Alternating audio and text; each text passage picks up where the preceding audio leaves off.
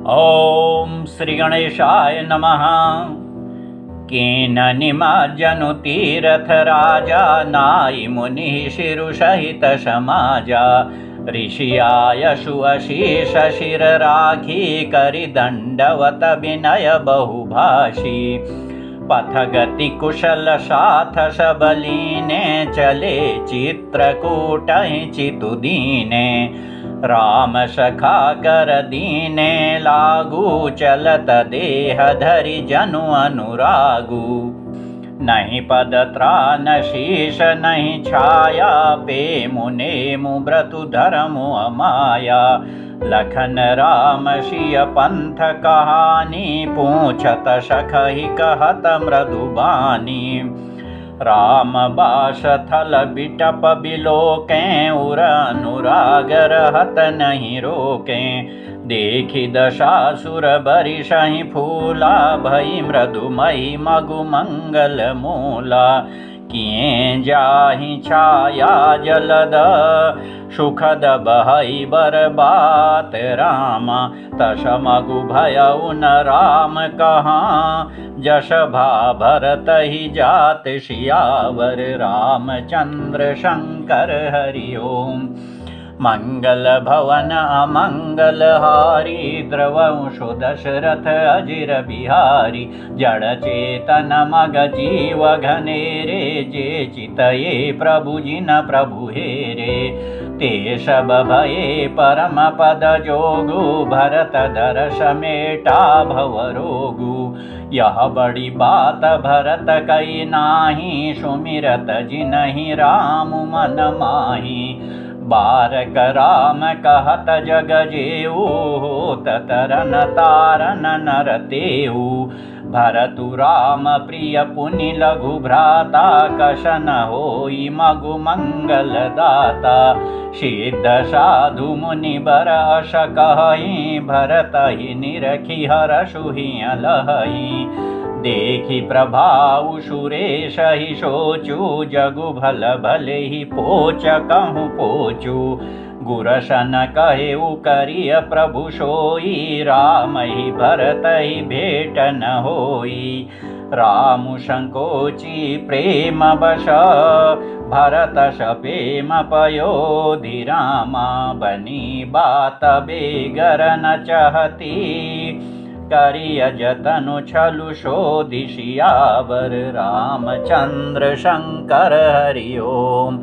मंगल भवन अमंगल हारी द्रवंशु दशरथ अचिर बिहारी। बचन सुनत सुर गुरु मुशुकाने सहस नयन बिनु लोचन जाने। मायापति सेवक सन माया करैत उलटि परई सुर राया। तब किछु कीन राम रुख जानी अब कुचाली करी होई हानि। सुनु सुरेश रघुनाथ शुभाऊ निज अपराध रिसाहि न काऊ। जो अपराधु भगत कर करई राम रोष पावक सोजरई। लोकहु वेद विदित इतिहासा यह महिमा जानहि दुर्भाषा। भरत सरिस को राम सनेही जगु जप राम रामु जप जेही। मनहु न आनिय अमरपति रघुबर भगत अकाजु रामा। अजसु लोक परलोक दुख दिन दिन शोक समाजु सियावर। रामचंद्र शंकर हरि ओम। मंगल भवन मंगल हारी द्रवंशु दशरथ अजिर बिहारी। सुनु सुरेश उपदेशु हमारा राम ही सेवकु परम पियारा। मानत सुख सेवक सेवकाई सेवक बैर बैरु अधिकाई। यद्यपि सम नहीं राग न रोषु गहि न पाप पूनु गुण दोषु। करम प्रधान विश्व करि राखा जो जस करई सो तस फलु चाखा। तदपि करहि सम विषम विहारा भगत भगत हृदय अनुसारा अगुण अलेप अमान एक रस रामुष गुण भय भगत प्रेम बस राम सदा सेवक रुचि राखी वेद पुराण साधु सुर साखी असजिय जानित जहु कुटिलाई करहु भरत पद प्रीति सुहाई राम भगत परहित निरत पर दुख दुखी दयाल राम भगत शिरोमणि भरत तें जनि डर बहु सुरपाल सियावर रामचंद्र शंकर हरि ओम मंगल भवन अमंगल हारी द्रवंशो दशरथ अजिर बिहारी सत्य संध प्रभु सुरहितकारी भरत राम आयस अनुसारी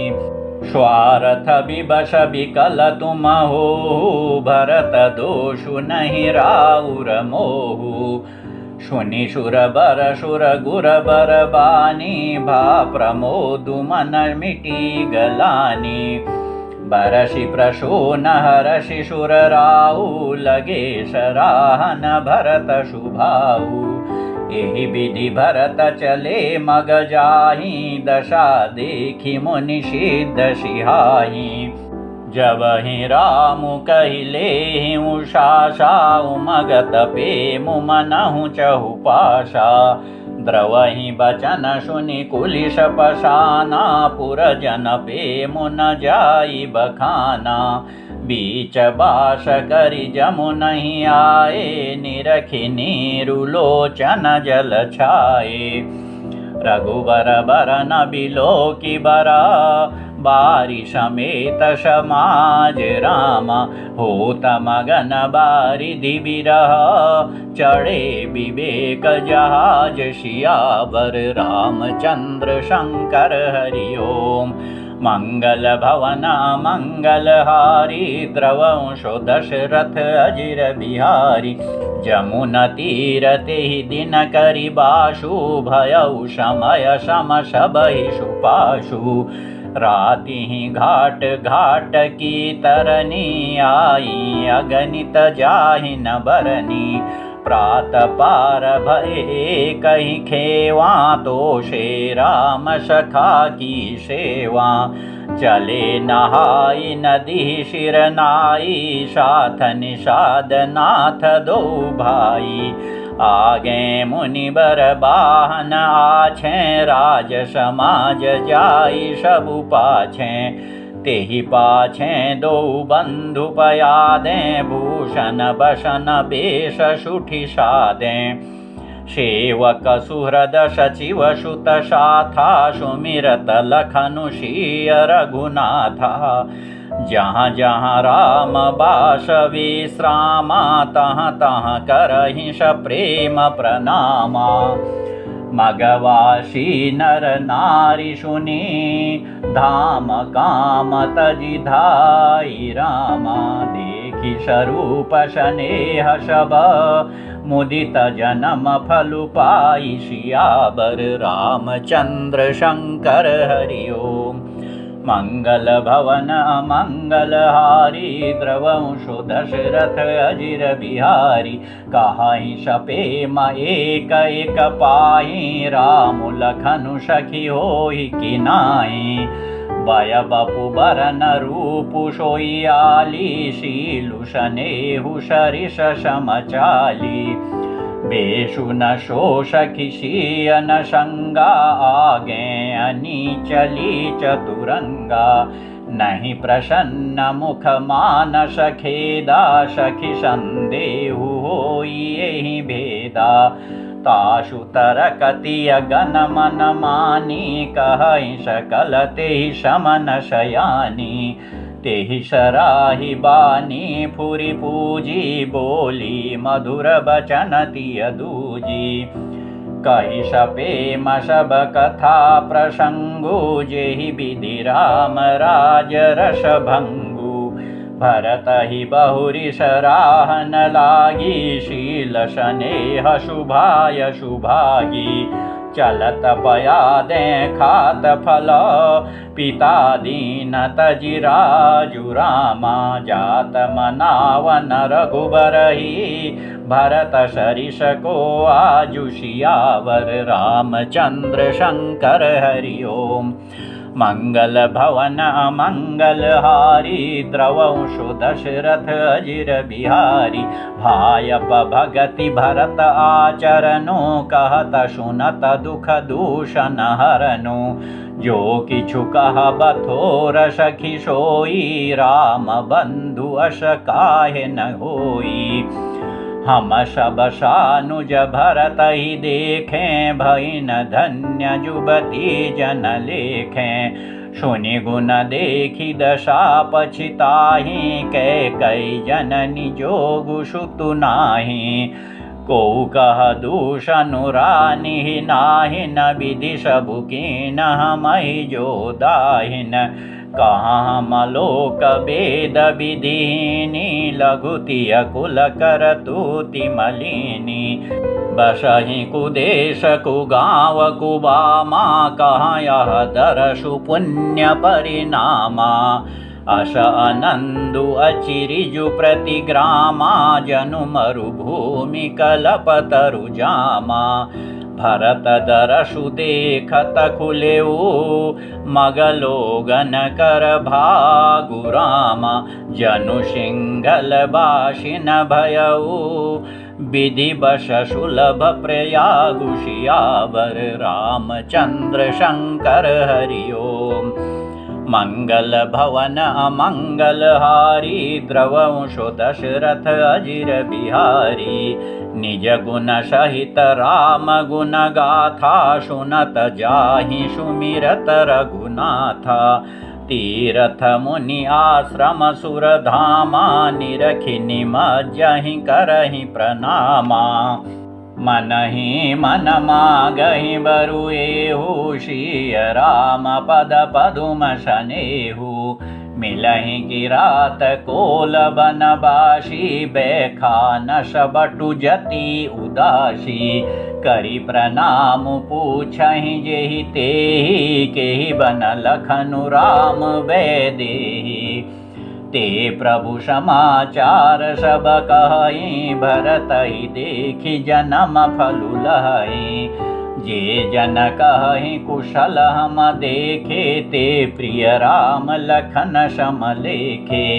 एहि विधि बूझत सबहि सुबानी सुनत राम बनभास कहानी तेहि बासर बसी प्रातहि चले सुमिरि रघुनाथ रामा राम दरस की लालसा भरत सरिस सब साथ सियावर रामचंद्र शंकर हरि ओम। मंगल भवन अमंगल हारी द्रवंशु दशरथ अजिर बिहारी मंगल सगुन होहि सब काहू फरकहि सुखद बिलोचन बाहू भरत ही सहित समाज उछाहू मिलिहि राम मिटिहि दुख दाहू करत मनोरथ जस जिय जाके जाहि स्नेह सुरास बछाके शिथिल अंग पग मग डगि डोलहि बिहबल बचन प्रेम बस बोलहि राम सखाते ही समय देखावा शैल शिरोमणि सहज सुहावा जासु समीप सरित पयति राशीय समेत बसहि दो बीरा देखि करहि सब दंड प्रणामा कहि जय जानकी जीवन रामा प्रेम मगन असराज समाजु जनु फिरि अवध चले रघुराजु भरत प्रेम ते समय जस तस कहि सकई न शेषु रामा कबि अगम जिमि ब्रह्म सुखु अहमम मलिन जनेषु सियावर रामचंद्र शंकर हरि ओम। मंगल भवन अमंगलहारी द्रवंशो दशरथ अजिर बिहारी सकल स्नेह शिथिल रघुबर के गए कोश दुई दिन कर ढर के जलु थलु देखी बसे निशि बीते कीन गवन रघुनाथ पीरीते उहाँ राम रजनी अवशेषा जागे शीय सपन अस देखा सहित समाज भरत जनु आए नाथ वियोग ताप तन ताए सकल मलिन मन दीन दुखारी देखी सासु आन अनुहारी सुनिशिय सपन भरे जल लोचन भये शोच बस शोच विमोचन लखन सपन यह नीक न होई कठिन कुचाह सुनाई कोई अस कही बंधु समेत नहाने पूजी पुरारी साधु सन माने शन मानी शूर मुनि बंदी बैठे उतर दिशि देखत भये नाभ धूरी खग मृग भूरी भागे विकल प्रभु आश्रम गए तुलसी उठे अवलोकी कारणु काह चित सचकित रहे सब समाचार की रात कोलनी आई ते अवसर कहे सुनत सुमंगल बैन रामा मन प्रमोद तन पुलक भरा शरद सरोरुह नैन रामा तुलसी भरे स्नेह जला मंगल भवन मंगल हारी द्रवंशो दशरथ अजिर बिहारी बहुरी शोच बस भेषिय रवनु कारण कवन भरत आगवनु एक आई अस कहा बहोरी शेन संग चतुरंग न थोरी शोषु निरामहि भाति शोचु इत पितु बचइत बंधु शकोचु भरत शुभाउ समुझि मन माहि प्रभु चित हित थिति पावत नाही समाधान तब भाय जाने भरतु कहे महु साधु शयाने लखन लखेउ प्रभु हृदय खभारु कहत समय समनीति विचारु बिनु पूछे कछु कहूँ गोसाई सेवकु समयन ढीठ डिठाई तुम सर्वज्ञ शिरोमणि स्वामी आपनि समुझि कहूँ अनुगामी नाथ सुहृद सुठि सरल चित शील स्नेह निधान रामा सब पर प्रीति प्रतीति जिया जानिय आपु समान सियावर रामचंद्र शंकर हरि ओम मंगल भवन मंगल हारी द्रवंशो दशरथ अजिर बिहारी विषयी जीव पाई प्रभुताई मूढ़ मोह बस होहि जनाई भरतु नीति रत साधु सुजाना प्रभु पद प्रेम सकल जगु जाना तेऊ आजु राम पदु पाई चले धर्म मर्याद मिटाई कुटिल कुबंधु कु अवसरु ताकी जानी राम बनवास एकाकी करि कुमंत्रु मन साजि समाजु आए करे अकंटक राजु कोटि प्रकार कलपि कुटिलाई आए दल बटोरी दो भाई ज्यों जिया होती न कपट कुचाली के ही सोहाती रथ बाजी गजाली भरत ही दोषु देई को जाए जग बहुराई राज पदु पाए शशिबुरतियगामी नघुषु चढ़ेउ भूमि सुरजान रामा लोकवेद तैं विमुख भा अधम न बेन समान सियावर रामचंद्र शंकर हरि ओम। मंगल भवन अमंगल हारी द्रवंशु दशरथ अजिर बिहारी सहस बाहु सुरनाथु त्रिशंकु केन राज मद दीन कलंकु भरत कीन यह उचित उपाऊ रिपुरि नरंचन राखब काऊ एक कीनि नहीं भरत भलाई निदरे रामु जानि असहाई समुझि परिशो आजु विशेषी समर सरोष राम मुख पेखी इतना कहत नीति रस भूला रन रस बिटपु पुलक मिष फूला प्रभु पद बंदी शीशरज राखी बोले सत्य सहज बलु भाषी अनुचित नाथ न मानब मोरा भरत मही उपचार न थोरा कहाँ लगी सहिय रहिय मनु मारे नाथ साथ धनु हाथ हमारे क्षत्रि जाति रघुकुल जनमो राम अनुग जगु जान रामा लातहु मारे चढ़ति शिर नीच को धूरि समान सियावर रामचंद्र शंकर हरि ओम।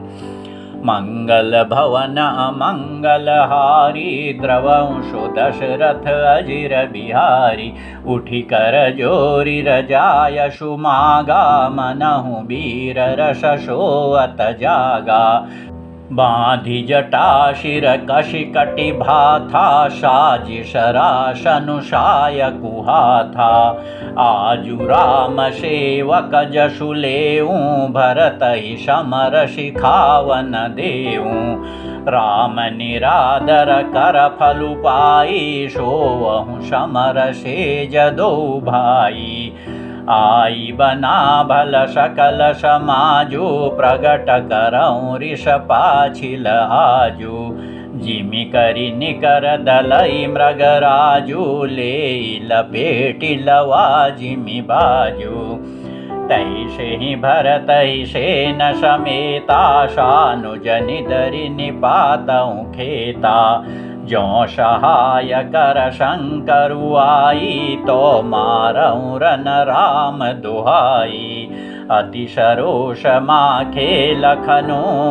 लखि सुनि शपथ प्रवान रामा सभय लोक सब लोकपति चाहत भभरि भगान सियावर रामचंद्र शंकर हरि ओम। मंगल भवन अमंगल हारी द्रवंशु दशरथ अजिर बिहारी जगु भय मगन गगन भई बानी लखन बाहुबलु विपुल बखानी तात प्रताप प्रभाव तुम्हारा को कही सकई को जान निहारा अनुचित उचित काजु किछु हो समुझि करिय भल कह सबु को सहसा करि पाछे पछिताहि कहि वेद बुध ते बुध नाही सुनि सुर बचन लखन सकुचाने राम सिंह सादर्शन माने कही तात तुम नीति सुहाई सबते कठिन राज मधु भाई जो अचवत नृप मातहि ते नाहि न साधु सभा जेहि सेई सुनहु लखन भल भरत शरीषा विधि प्रपंच महासुनान दीशा भरत ही होई न राज मधु विधि हरिहर पद पाई रामा कबहु की काजी शीकरनी क्षीर सिंधु विनशाई सियावर रामचंद्र शंकर हरि ओम। मंगल भवन अमंगलहारी द्रवंशो दशरथ अजिर बिहारी तिमिरु तरुण तरनि मकुगिलई गगनु मगन मकु मेघ मिलई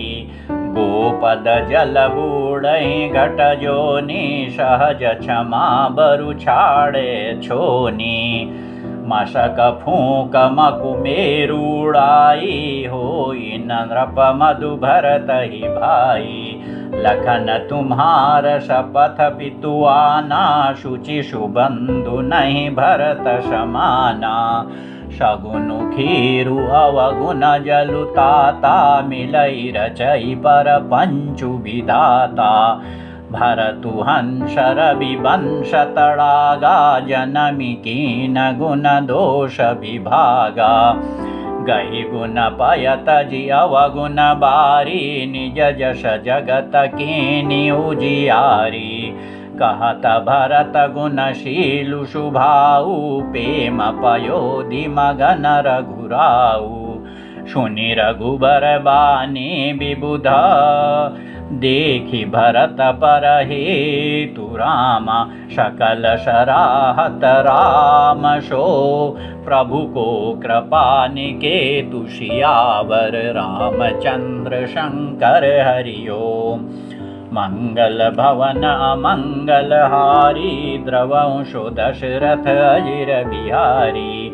जौन होत जग जनम भरत को सकल धर्म धुर धरनि धरत को कवि कुल अगम भरत गुण गाथा को जानई तुम बिनु रघुनाथा लखन राम सिंह सुनि सुरबानी अति सुफुल न जाई बखानी यहाँ भरतु सब सहित सहाये मंदाकिनी पुनीत नहाये सरित समीप राखी सब लोगा मागी मातु गुर सचिव नियोगा चले भरतु जहाँ सिय रघुराई साथ निषाद नाथु लघु भाई समुझी मातु करत बस कुचाही करत कुतरक कोटि मन माही रामु लखनु सिय सुनि मम नाऊ उठि जनि अनत जाहि तजि ठाऊ मातु मते महु मानि मोहि जो कछु करहि सो थोर रामा अघव गुण क्षमि आदरहि समुझि आपनी ओर सियावर रामचंद्र शंकर हरि ओम मंगल भवन अमंगलहारी द्रवंशो दशरथ अजिर बिहारी जो परिहरहि मलिन मनु जानी जो शन मानहि सेवकु मानी मोरे शरण राम ही की पनहि राम सुस्वामी दोषु सब जनहि जग जस भाजन चातक मीना नेम पेम निज निपुण नबीना असमन गुणत चले मग जाता सकुच स्नेह शिथिल सब गाता फेरति मनहु मातु कृत खोरी चलत भगति बल धीरज धोरी जब समुझत रघुनाथ सुभाऊ तब पथ परत उताइल पाऊ भरत दशाते ही अवसर कैसी जल प्रवाह जल अलिगति जैसी देखी भरत कर सोचु शनेहु भा निषादते ही समय विदेहु लगे हो न मंगल सगुना सुनि गुनि कहत निषादु रामा मिटि ही सोचु हो इहि हरषु पुनि परिणाम विषादु सियावर रामचंद्र शंकर हरि ओम मंगल भवन अमंगलहारी द्रवंशो दशरथ अजिर बिहारी सेवक बचन सत्य सब जाने आश्रम निकट जाई नियराने भरत दीख बन शैल समाजु मुदित क्षुधित जनु पाई सुनाजु इति भीति जनु प्रजा दुखारी त्रिविधताप पीड़ित ग्रह मारी जाई सुराजसु देश सुखारी होहि भरत गति तेहि अनुहारी राम बास बन संपति भ्राजा सुखी प्रजा जनु पाई सुराजा सचिव विरागु विवेकु नरेशु विपिन सुहावन पावन देशु भट जम नियम शैल रजधानी शांति सुमति शुचि सुंदर रानी सकल अंग संपन्न सुराऊ रामचरण आश्रित चित चाऊ जीति मोह महि पालुदल सहित विवेक भुआलु रामा करत अकंटक राजुपुरा सुख संपदा सुकालु सियावर रामचंद्र शंकर हरि ओम मंगल भवन मंगलहारी द्रवंशु दशरथ अजिर बिहारी वन प्रदेश मुनि बास घनेरे जनुपुर नगर गाँव गन खेरे विपुल विचित्र विहग मृग नाना प्रजा समाजु न जाई बखाना खगहा करिहरि बाघ बराहा देखी महिष वृष साजु सराहा बयरु बिहाई चरहि एक संगा जहाँ तहाँ मनहु सेन चतुरंगा झरना झरहि मत गज गाजहि मनहु निशान विविधि विधि बाजहि चक चकोर चातक शुक पिक गन कूजत मंजु मराल मुदित मन अलिगन गावत नाचत मोरा जनु सुराज मंगल चहोरा